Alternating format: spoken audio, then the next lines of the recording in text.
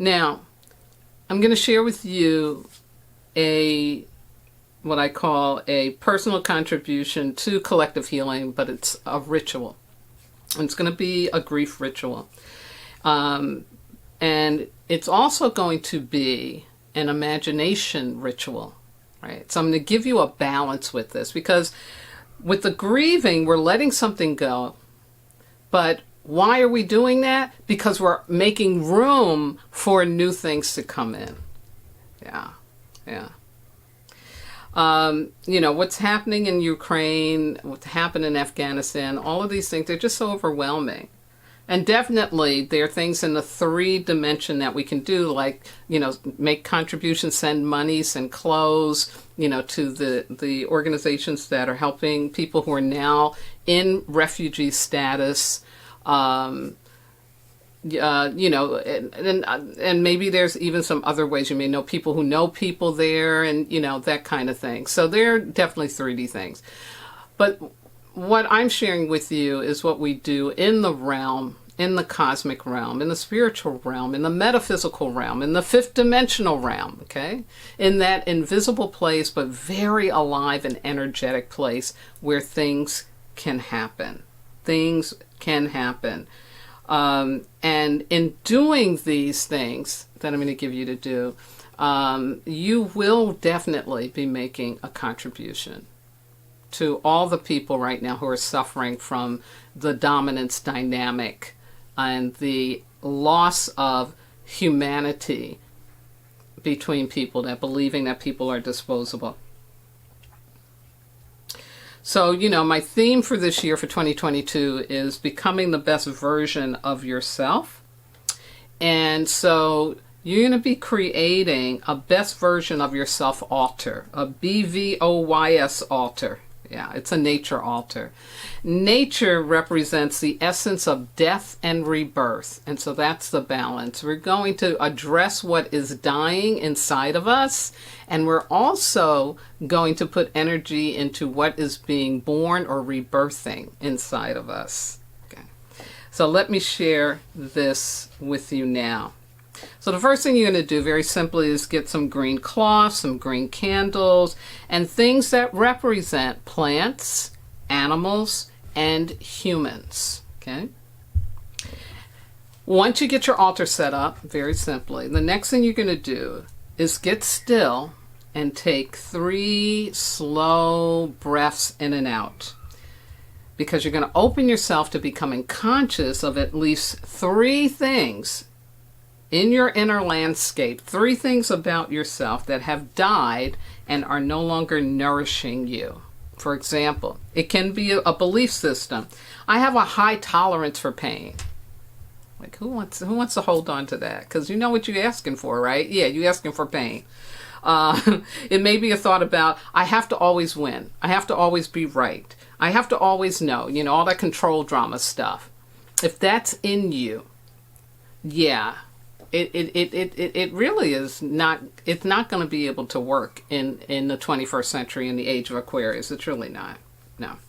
Also, any negative belief that you have going on about yourself, I can never, I won't, I can't, all of that. You may have some things dying in you in terms of how you are attached to the pain in your childhood. Okay? You may still be living out of that pain, but you're not a child anymore, right? So that stuff is really dead, but we'll keep trying to live out of it, okay? And that's what will keep us being a victim to life. It could be something that was done to you by someone, or somebody disappointed you, betrayed you, some kind of resentment that you're still holding on to. Well, that thing, it already happened. It's dead. And you definitely don't want to keep a belief system going on about, I need to get revenge and nobody's ever going to treat me like this, on and on and on. So again, I don't know what it could be for you. Could be a lot of stuff. But open up to having that come up into your psyche. And if you're having problems with it coming up, just know that you can call on your ancestors, your spirit guides, your loving entities to receive the clarity in however it needs to be revealed. It might come up while you're watching a movie, while watching even something silly on television, or you're reading a book.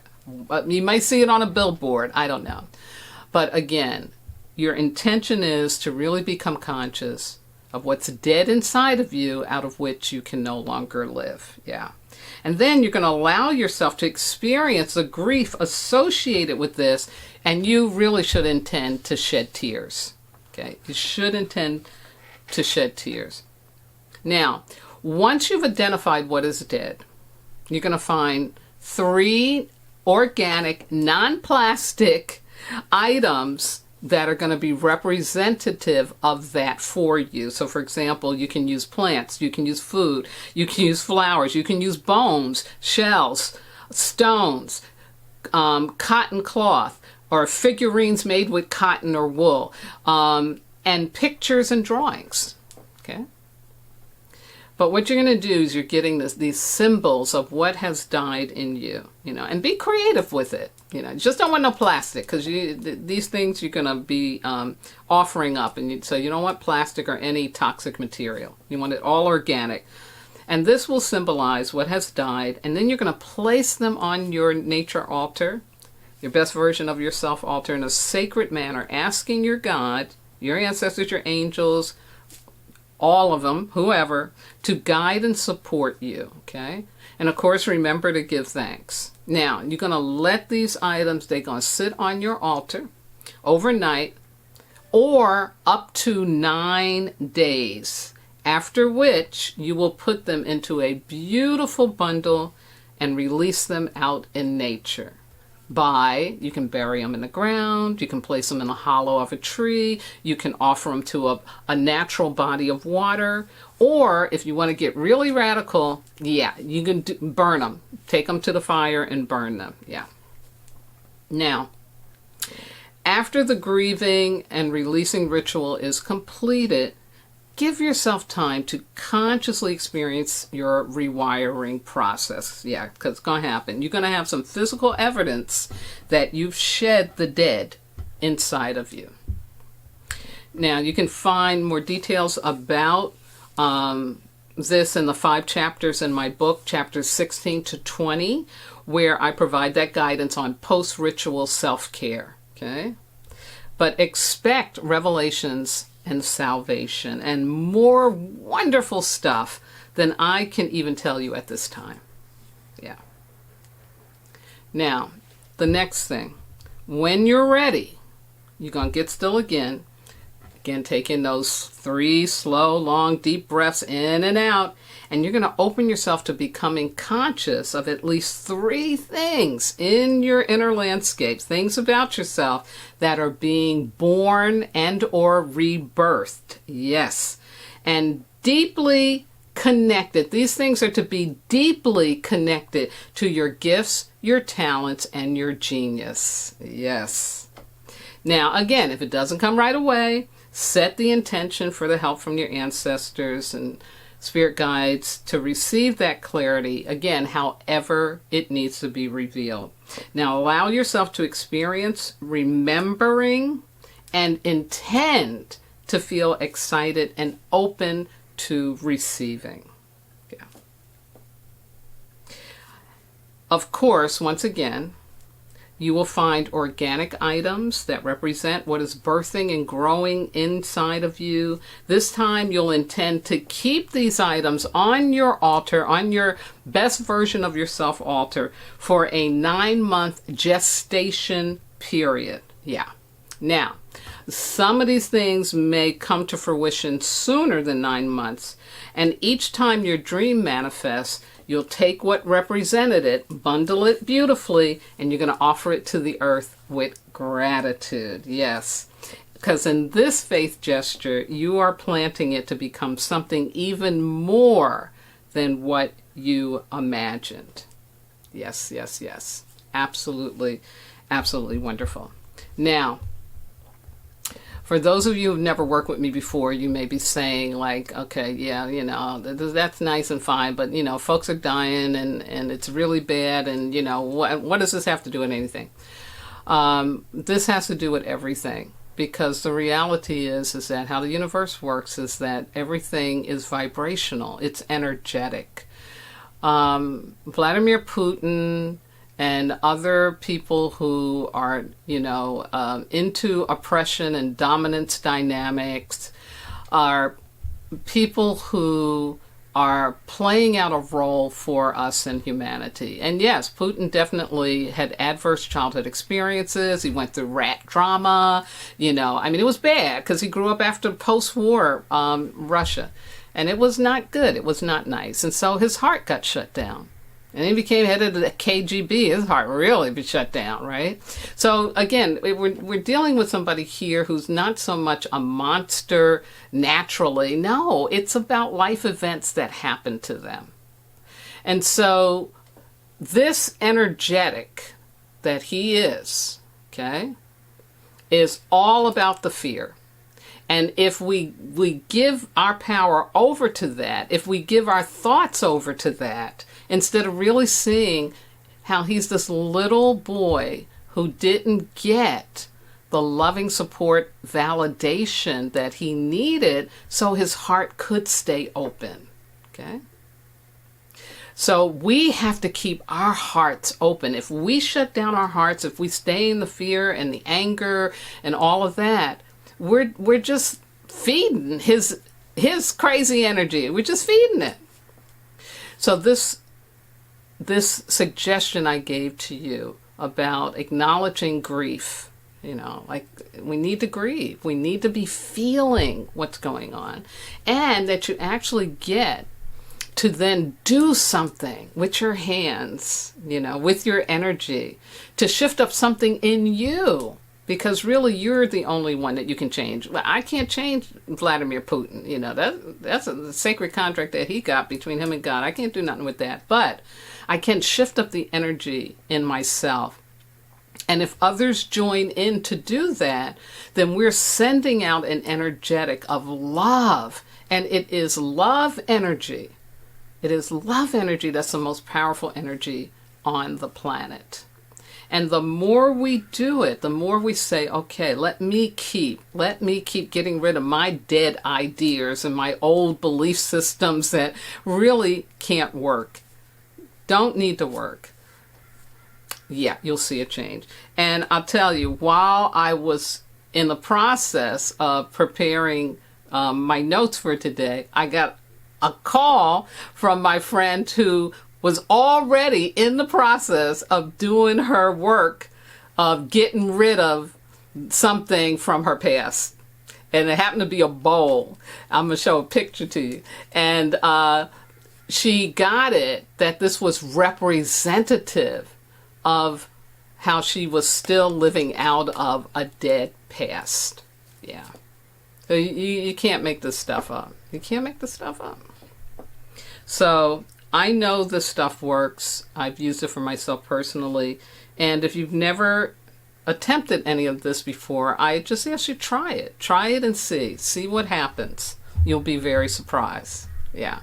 I always say the medicine doesn't need us to believe in it in order to work. It just needs us to be willing to be able to do something to make the world a better place. And imagining ourselves as the best version of ourselves, focusing on what inside of me is becoming new, is rebirthing. Yeah, that's powerful. That's really, really powerful. Rather than sitting up in despair and watching CNN and going crazy. Not a good day. No. No.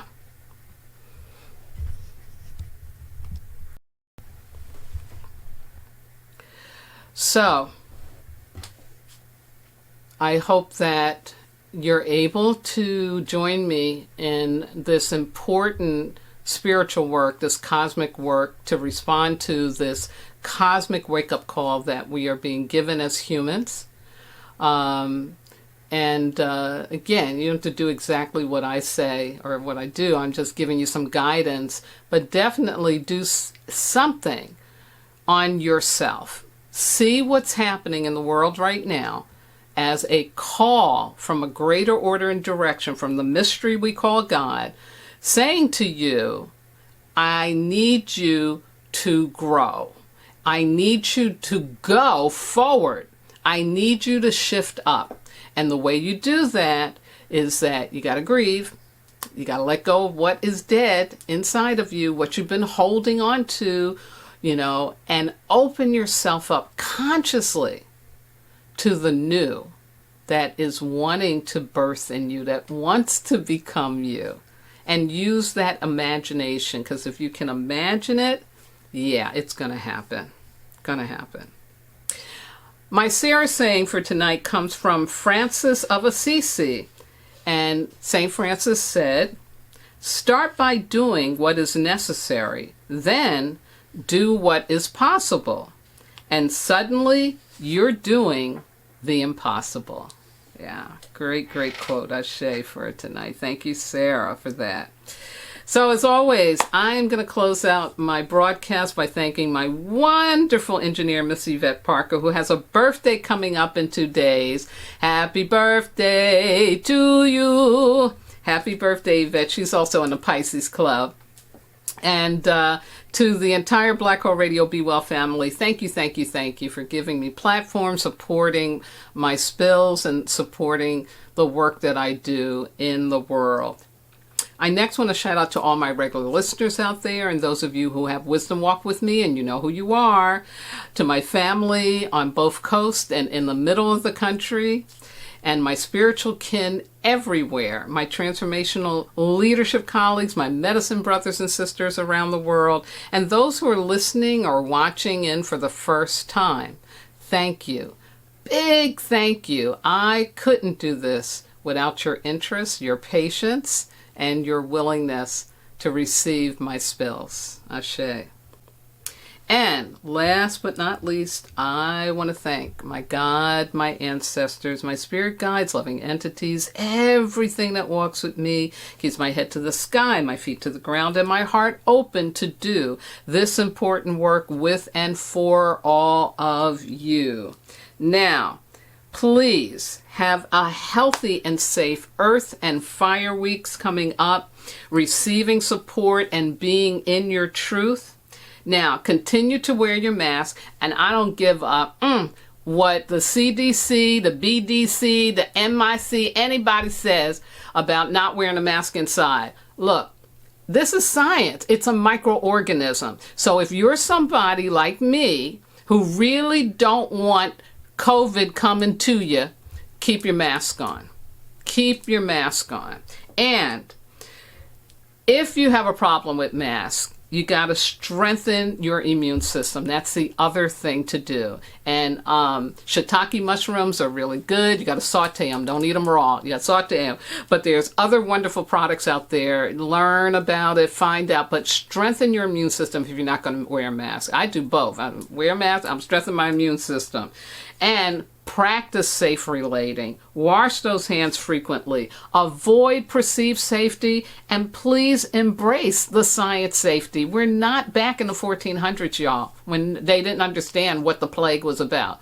We do understand, okay? And variants are not gone yet. The variants are still floating around. And most importantly,